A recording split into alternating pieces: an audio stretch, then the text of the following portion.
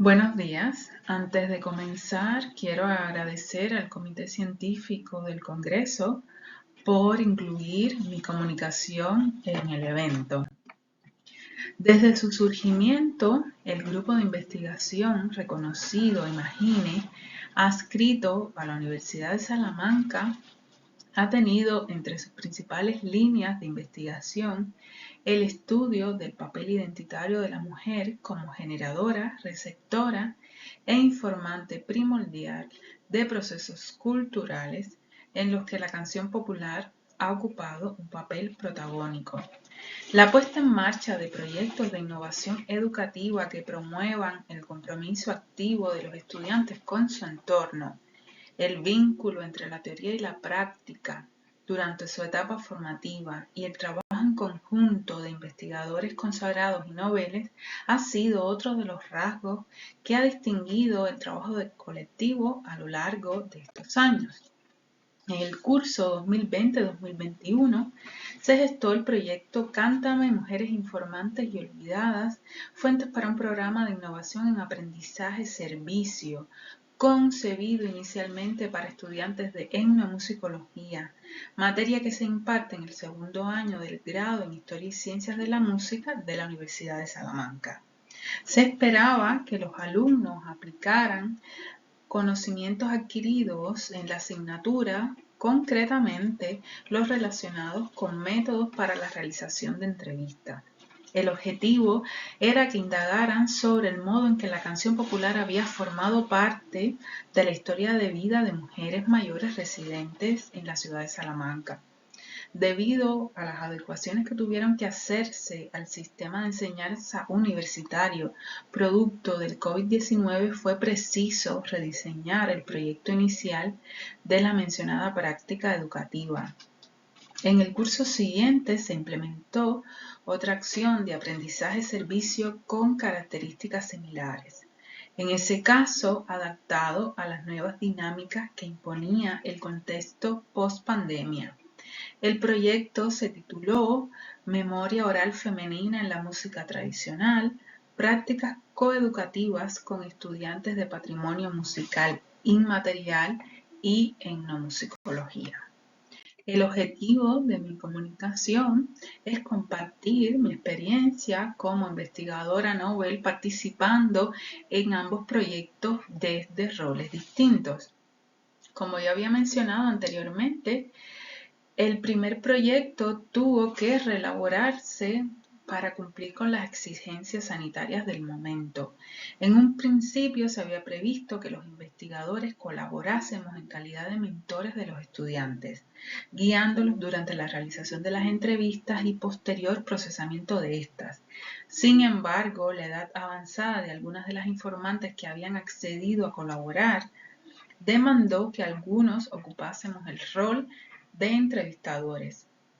El cambio de escenario del curso siguiente posibilitó que el segundo proyecto se pudiera ejecutar de acuerdo con el planteamiento inicial, y en ese caso me correspondió realizar el trabajo de mentora. En ambos casos se elaboró un método de trabajo estructurado en varias fases y con características muy similares. La primera de estas fases fue la selección de las informantes. Para eso se convocaron a señoras mayores que estuvieran dispuestas a compartir sus historias de vida con los estudiantes. La segunda fase se dedicó a la confección del guión temático para las entrevistas, teniendo en cuenta los objetivos similares de ambos proyectos y el tipo de información que se buscaba, que eran las diferentes maneras en las que las informantes se habían relacionado con la música a lo largo de su historia de vida. En ambos casos se priorizó el modelo de entrevista abierta, semiestructurada, para fomentar el vínculo interpersonal con las señoras mayores. La tercera fase fue la realización de las entrevistas. En ambos casos, o sea, en el primero en que tuve que realizar yo la entrevista o como mentora de la alumna, se realizaron 2 encuentros. Uno primero para el conocimiento inicial y luego una segunda para aclarar datos o profundizar en determinados aspectos que se consideraran relevantes.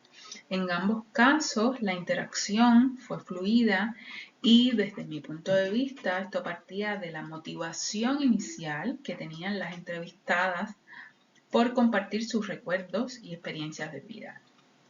El propósito final en ambos proyectos era la grabación de píldoras televisivas, de ahí que la cuarta fase de trabajo se destinara a la confección del guión para la grabación de las píldoras.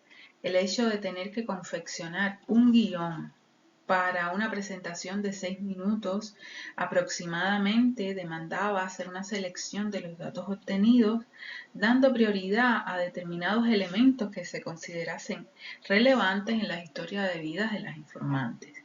En el caso del primer proyecto en el que me tocó realizar las entrevistas, confeccionar el guión y luego grabar la píldora, el elemento que me pareció interesante destacar era como el ambiente familiar que había rodeado al informante en su infancia había determinado su posterior desempeño profesional. En el segundo proyecto en el que participé como mentora, los objetivos de la alumna eran analizar el repertorio de canciones populares que habían acompañado a la entrevistada en determinados momentos de su vida y reflexionar sobre el espacio que en la actualidad tenían esas canciones. La quinta fase fue la grabación de las cápsulas y en el caso del segundo proyecto hubo una sexta fase en la que se les pidió a los alumnos que ajustaran la información de los guiones al formato póster. En ambos proyectos, la grabación de las cápsulas se realizó en el plató de la televisión institucional de la Universidad de Salamanca y los videos forman parte actualmente de los materiales empleados en las asignaturas en etnomusicología general y etnomusicología en España. En el caso del segundo proyecto hubo un segundo resultado, que fue precisamente la exposición de los pósters realizados por los alumnos. La exposición fue expuesta en la Facultad de Geografía e Historia de la Universidad de Salamanca. Desde mi punto de vista, la inauguración de la exposición generó un espacio de interacción importante porque acudieron todas las personas que habían participado en el proyecto, las informantes, los alumnos y los mentores.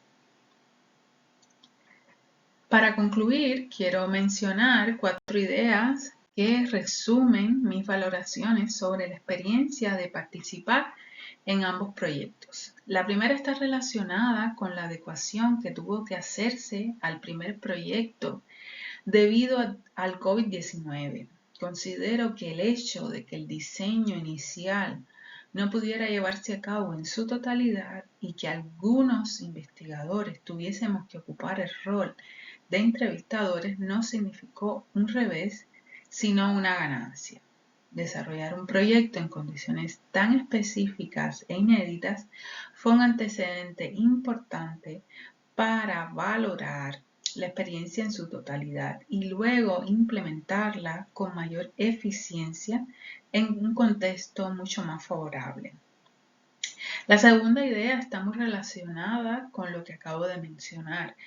Al tener que entrevistar, redactar el guión y grabar la cápsula en el primer proyecto, me permitió tener una visión de conjunto de todas las fases para luego poder guiar a la alumna con mayor efectividad.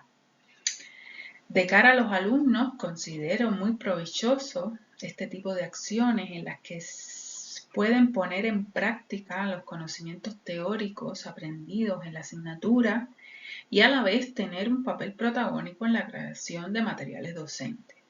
Y por último, al poner en valor la historia de vida de mujeres mayores residentes en Salamanca, se generan vínculos afectivos entre el espacio universitario y la comunidad, a la vez que se disminuyen las brechas intergeneracionales.